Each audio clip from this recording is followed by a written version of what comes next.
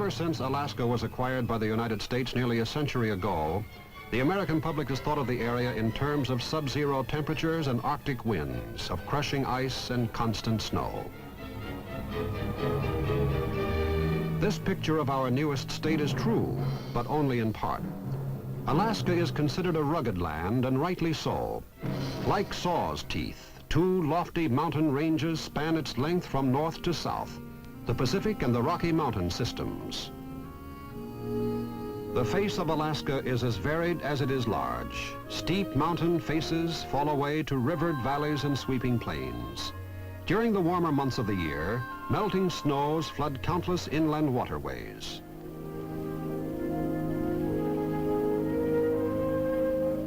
Though much of Alaska is rocky slope or barren tundra, there are nevertheless nearly 1 million acres of fertile land.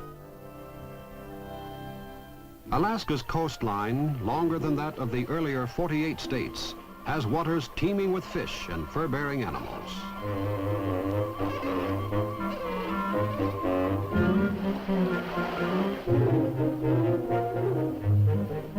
The best known of Alaska's big game animals are the bears, which are found in greater number here than in any other area of the world. For many inhabitants, reindeer and caribou are the sole source of food and clothing. Alaska's more than 1/2 million square miles constitute an area 1/5 the size of the continental United States. Russian Orthodox churches are a reminder today that until 1867, Alaska was populated by Russian settlers. Orthodox religious services such as these are most common in the Aleutian Islands and in the southeast part of the mainland.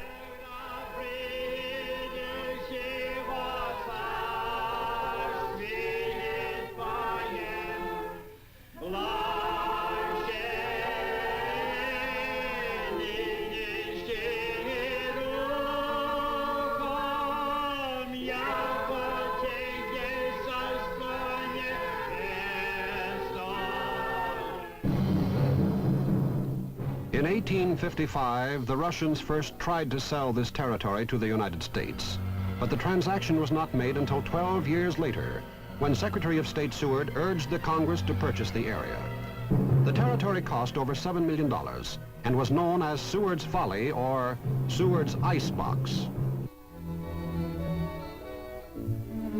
A Major General in the United States Army served as the American commissioner for the transfer.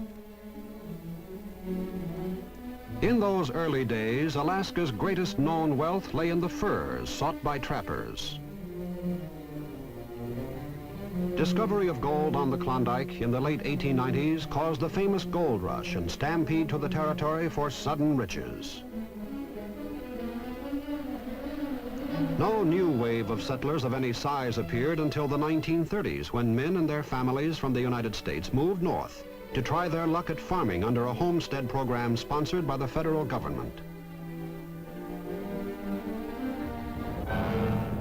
Not until World War II, when Japanese forces invaded Attu, the westernmost of the Aleutian Islands, did Americans again take an active interest in this northern outpost.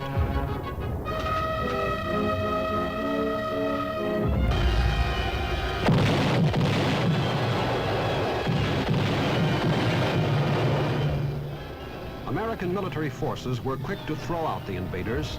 Here at Attu, Agatu, and Kiska were the only scenes of land combat in North America during the war.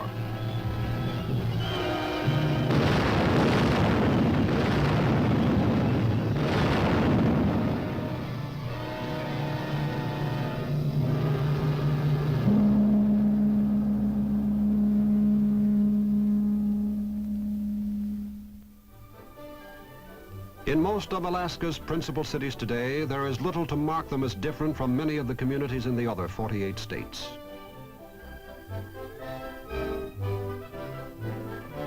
Suburban homes look very much like those found farther south in Washington and Oregon. In general, Alaskans today are a sturdy, pioneer breed of people who are independently minded and democratic in spirit and practice. Totem poles, the distinctive work of Alaskan Indians, are graphic reminders of the new state's close cultural ties with the past. About 1/4 of the population is made up of Indians, Eskimos, and Aleuts. The Eskimos compose the most numerous native group. They are a friendly, helpful people if their customs are respected. They are very loyal American citizens, as their wholehearted support during World War II so clearly demonstrated.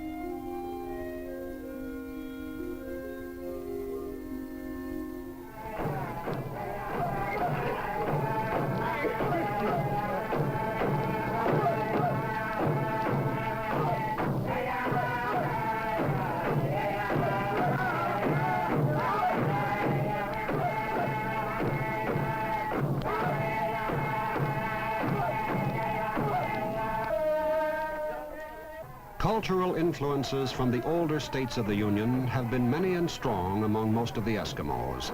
Nevertheless, their ancient traditions and customs are preserved today by the tribal elders to be passed on to succeeding generations.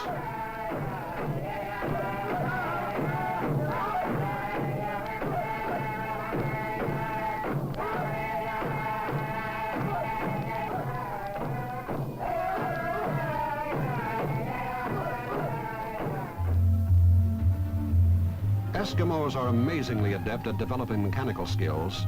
Today they perform many jobs that would have been unthinkable a generation ago. Eskimos play a large share in helping to meet the demands of the labor market in this largest and most underpopulated state.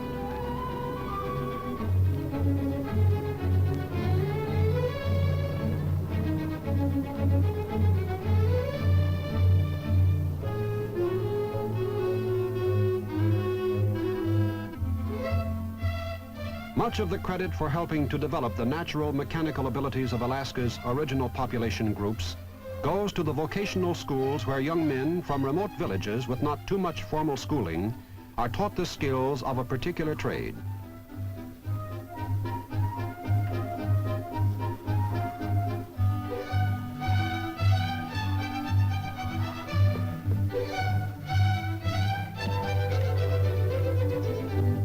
All but those Alaskans living in the most remote areas have schools readily available to them.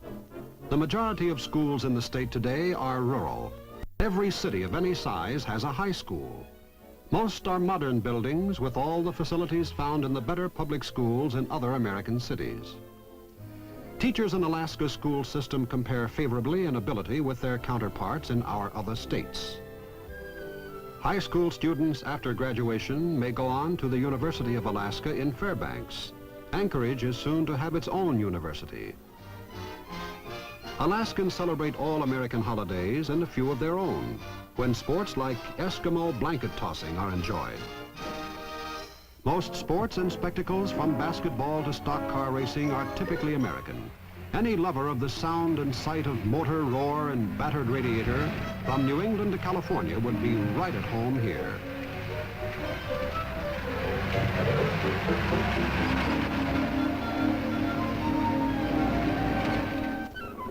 Even the younger generation is as car-minded as their junior contemporaries hundreds of miles to the south.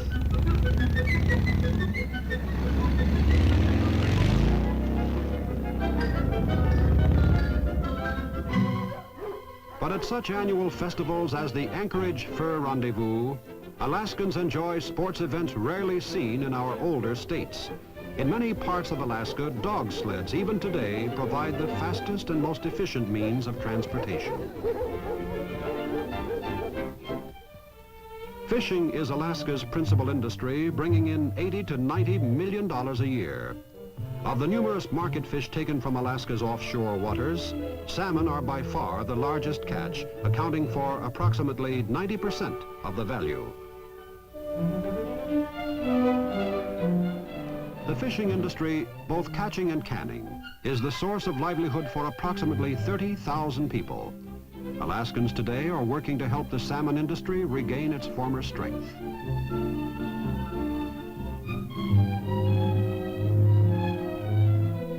Agriculture in Alaska is an industry of great interest and the subject of constant study. Alaskans today must import more than 95% of their food, chiefly dairy products, meats, and fresh vegetables. Alaskan agriculture continues to expand. But there are several basic problems to be overcome before it becomes a satisfactory industry in the state's economy. More land studies and financial help for farmers are needed. The unusual length of the summer days in Alaska helps produce some remarkable vegetable specimens. Because of its isolation and the high cost of transportation, Alaska's farmers get good prices for their produce. Mining, for many years Alaska's second largest industry, virtually stopped during World War II. Since then, it has not regained its former stature. Production thus far in Alaskan mines has been chiefly of high value, low volume minerals such as gold and platinum, which can be turned into marketable form under frontier conditions.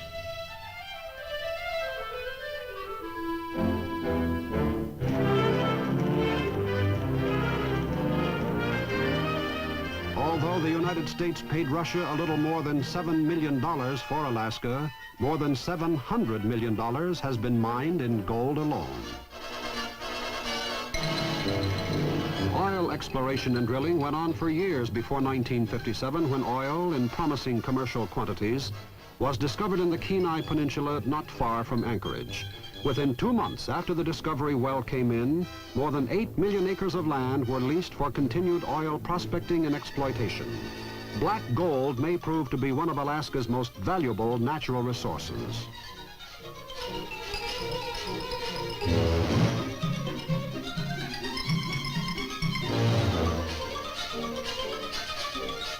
Among Alaska's mineral assets, coal runs a close second to gold in value mined today. Vast deposits are known.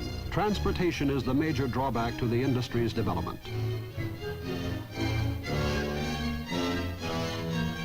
Alaska's commercial timber is contained in 2 great national forests, the Tongass in the southeastern part of the state and the Chugach near Anchorage.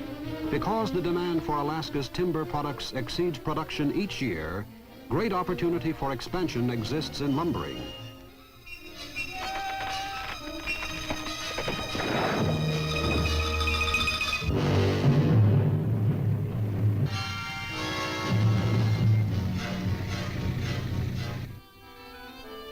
Tying together Alaska's private and industrial interests is the Alaskan Communication System, established in 1900 by Congress as part of the mission of the United States Army Signal Corps.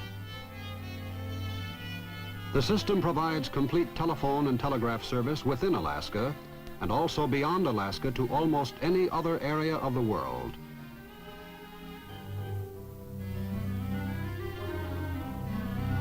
The worst bottleneck in the development of Alaska's vast natural resources is the lack of land transportation. A little more than 5,000 miles of roadway exists, and less than half of that is considered first class. The Alcan Highway, built during World War II by Army engineers, is the only land link with the rest of the United States. An all-year, all-weather highway, it runs from British Columbia in western Canada to Fairbanks in the heart of Alaska. Alaskans and all those interested in Alaska's future know that adequate ground transportation to and within the state is greatly needed.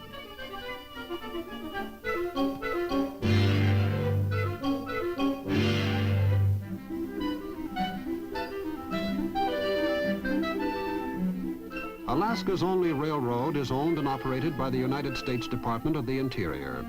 It furnishes year-round freight and passenger service to all points along the line between the cities of coastal Seward and inland Fairbanks.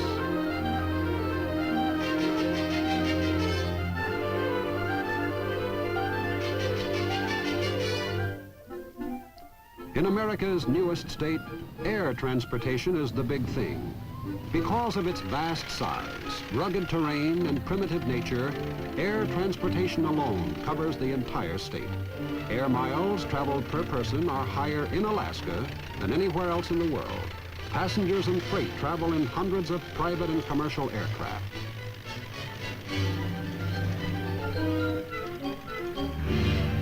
Almost 1 out of every 3 planes in Alaska is a seaplane.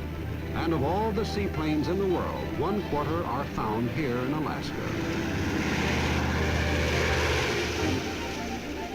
The air routes of Alaska were pioneered by the United States Army in the 1920s.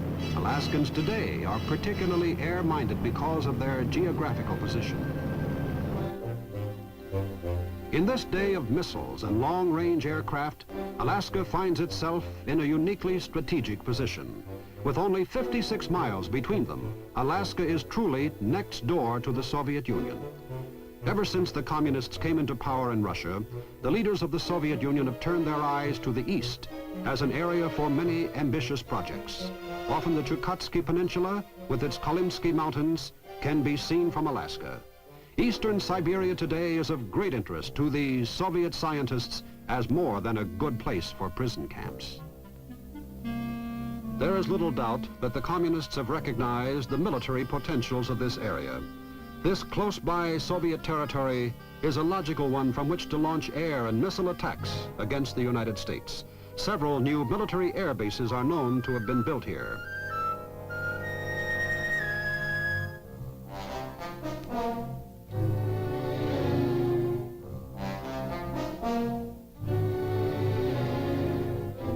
With so much of the Soviet Union lying within the Arctic Circle, the communist military machine has a large manpower pool supplying fighting men familiar with the Arctic snow and bitter cold.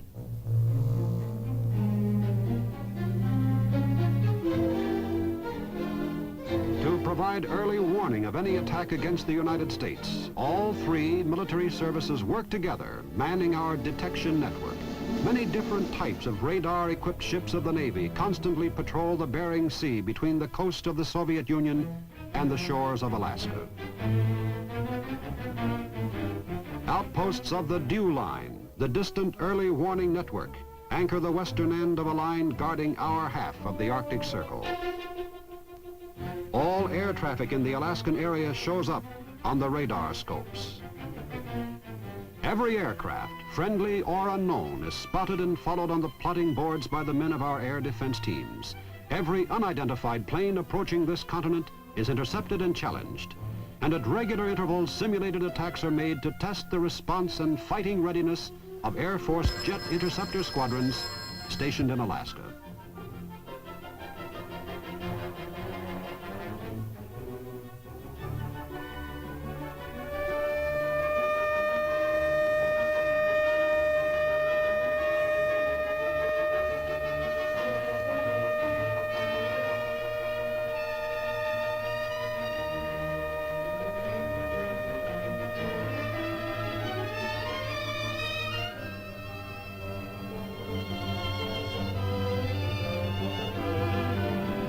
Each military service in Alaska contributes to the nation's total defense in ways it is best qualified. In addition to helping maintain our radar detection network, the Navy provides logistical support for Army and Air Force units in Alaska. With only one railroad serving the entire state, much of the burden of supplying our military forces is carried by the Navy. Once ashore, the bulk of the supplies are moved by the Army in whatever vehicles best suit the terrain. Snow trains are frequently the only means of transport supporting the men stationed in remote Arctic and subarctic outposts. Lessons learned in World War II and the Korean War showed that the Army's capabilities for combat were weakest in cold weather climates. These experiences showed that men and equipment must be extensively trained and tested in northern latitudes to provide combat-ready cold climate forces. Long-ranging patrols are carried out by Army combat units of different sizes to provide living and working experience under difficult weather conditions. While these patrols are carried out chiefly for training purposes, they frequently prove to be the most reliable and often the only source of information concerning the remote regions of the new state.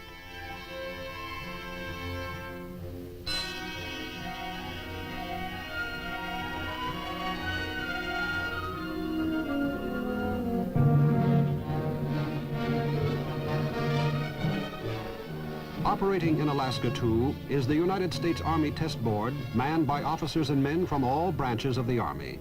It conducts Arctic and subarctic tests of both standard and experimental weapons and equipment.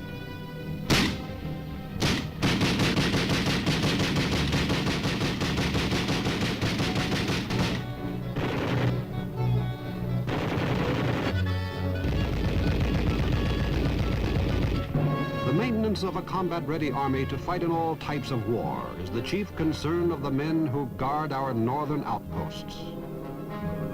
Members of the Alaskan National Guard are welcome comrades in arms. These units, composed of Eskimos and Indians, are unique. Members of these battalions are scattered among the native villages along the northern and western edges of Alaska. They are organized into units varying from squad to platoon strength. Their native ability to operate in remote and extremely cold areas makes them particularly well suited for their mission of reconnaissance, surveillance, and patrol in the areas assigned to them. In addition to gathering information, the members of the Alaskan Scouts could act as harrying forces in the event of an enemy invasion.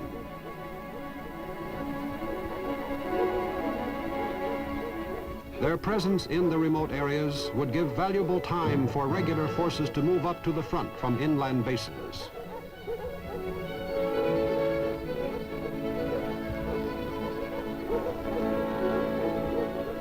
To many of these men, the mythical enemy of this tactical problem is quite real.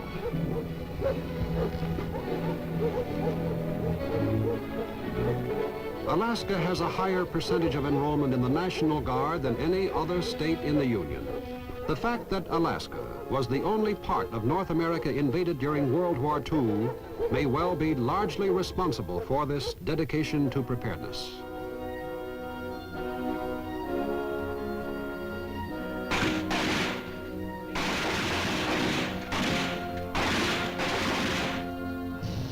The Army, too, shares in the air defense job in Alaska.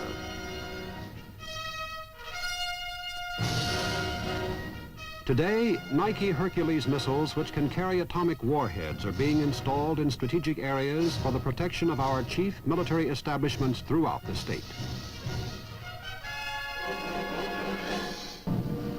In addition to sharing in the air defense of the area, the Army is also responsible for land defense, the protection of cities and missile sites, of deep water ports and airfields. Regularly scheduled maneuvers provide realistic training for men stationed in Alaska. They also test the combat readiness of these troops and give commanders a chance to examine their plans of defense and counterattack under artificial combat conditions. Here, mock aggressor forces are launching an invasion of the plateau north of the Alaska mountain range.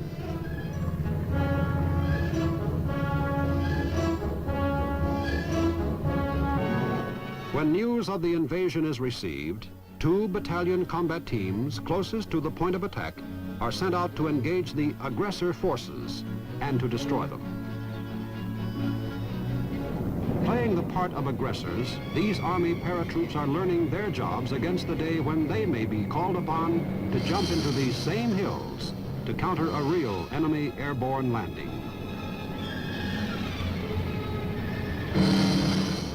Where the nearest railhead is hundreds of miles away, where even rudimentary roads are non-existent, the fastest and frequently the easiest method of supply is by air. Alaska has been mapped, but only about 1/50th of its vast area has been surveyed.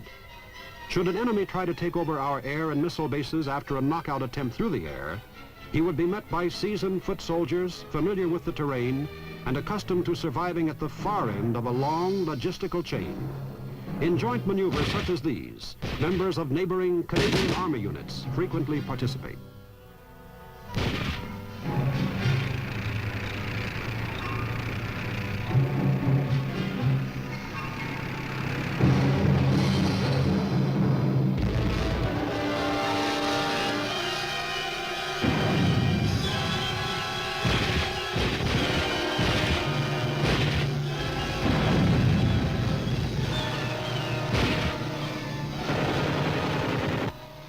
The importance of Alaska from a military standpoint was realized during World War II. Today, in an era of guided missiles, supersonic planes, and new concepts of strategic areas, there is little doubt of the size and gravity of the job being done by the men who maintain our northern ramparts. Alaska has also been regarded as America's last frontier. a land that has long held the imagination of pioneers and empire builders who sought and found opportunities here. Our newest state, it also offers the greatest extremes. On the one hand, many of its principal cities are as modern and as typically American as those to be found anywhere in the Union. On the other hand, the raw frontier is never far. For here in the shadow of shops and office buildings lies the boundary of virgin wilderness. In rivers fed by icy of melting mountain snow, the fish are as big and as plentiful as any in the grandest dreams of seasoned fisherman or hopeful boy. Unquestionably, Alaska is the last great land frontier of the United States. Here undoubtedly lies a realm of opportunity for those seeking new worlds to conquer. There is vast wilderness to tame, great distances to bridge, uncounted resources to locate and use. At one time or another, Alaska has attracted all kinds of people, fur trappers and gold hunters, adventurers and gamblers, and later explorers, scientists, farmers, and businessmen. Many who came soon left, but the real pioneers stayed on. And today, more and more people are finding this a land of promise and opportunity. Alaska, our outpost of democracy and the 49th of our United States. Alaska today is a vast and potentially wealthy area. From a military point of view, Alaska did not come into its own until World War II. But now, in this age of long-range missiles and aircraft, the polar concept leaves little doubt about the magnitude of the responsibilities of our armed forces in Alaska, the guardians of our northern frontier. Now, this is Sergeant Stuart Queen, your host for The Big Picture.